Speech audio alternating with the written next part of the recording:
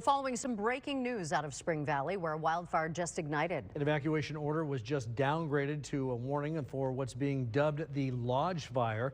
And CAL FIRE says the forward rate of progress has now been stopped. Our Jamie Chambers just got to that scene. He joins us live with the very latest. Jamie?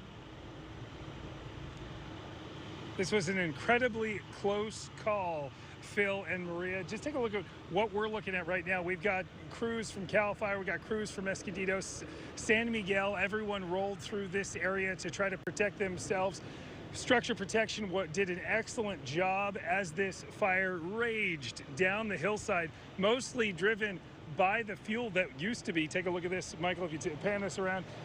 Mostly on that hillside. Now it's pure moonscape across the board, but the structure protection held. We have some minor damage in some of the fencing that's around this area, but with the air attack from the choppers, from the fixed wings, they did a really good job. But I want to show you this.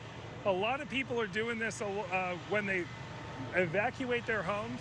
They're using their own water protection, trying to protect their own eaves, just so they can make sure that their houses don't burn. Right now, these folks look like they've done a really good job of just absolutely spraying down their entire house. But you can still see the air attack is still underway over the hills, but the fire and the forward rate of spread has stopped, and it also stopped away from the houses. We're really lucky because the wind is blowing west to east and away from homes. Hamashaw Road, the major road down the road, is just about a quarter of a mile down to our north, and we are standing on Barbet. You can still see they're fighting it over on the hillside, but the posture from the firefighters says it all. There's really not a lot of urgency because they know all that burns now helps them in the future. So they're just cleaning up different spots to make sure that it doesn't blow back, light back up, and chase this way. So there's still a lot of nerves. Cortisol levels are really high from the neighbors here. A lot of them have evacuated. A lot of them were really concerned. But right now, I just want to bring the good news that it seems like, and things can always change, but it seems like right now, because of how much has burned, the fuel is relatively out, and the firefighters are all here standing by to protect these houses. We're going to be following this throughout the day as this fight continues, but that is the very latest from Spring Valley. I'm Jamie Chambers. Maria, Phil, we'll send it back to you in the studio. All right, Jamie Chambers with the latest update. And of course, the conditions out there, certainly a concern for firefighters. Yeah, let's check in with Megan Healy right now. She's been watching that situation. From Jamie's perspective, it looked like the wind really at this point wasn't going too well out there.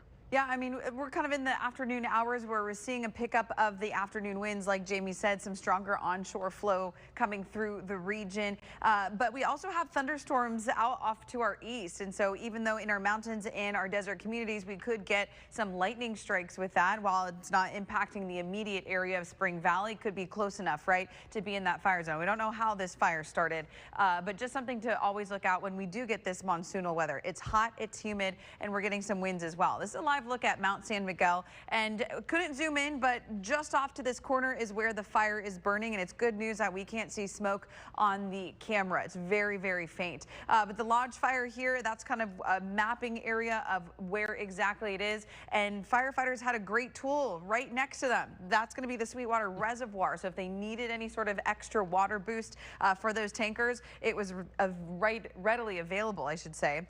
In the area right now, temperatures in the mid-80s. You've got winds sustained 7 to 10 miles per hour. Some gusts, I just checked, of up to 16 miles per hour, blowing out of the west-northwest. So any sort of smoke is going to get carried to the east-south or southeast, right? With relative humidity about 54%, which tells us our atmosphere is not fully saturated, but it's not also bone dry. It's kind of in that middle part for this time of the day, right? Because relative humidity is temperature dependent. For wind gusts at the moment, this is a look at it right now. Here's a look at what firefighters are probably keeping an eye on heading into the evening. Westerly winds, like I mentioned, anywhere from 10 to 15 mile per hour gusts through the rest of this Friday evening. Calmer in the overnight hours, and then we'll start to see a little bit more of that stronger sea breeze, Maria, heading into the weekend. For your weekend forecast, we are still tracking chances of mountain and desert thunderstorms, but early next week, cooler, drier weather. We'll get a check on all of that for you when I see you in just a bit. So a little bit of relief, all right? Yeah. Sounds good. Megan, thank you.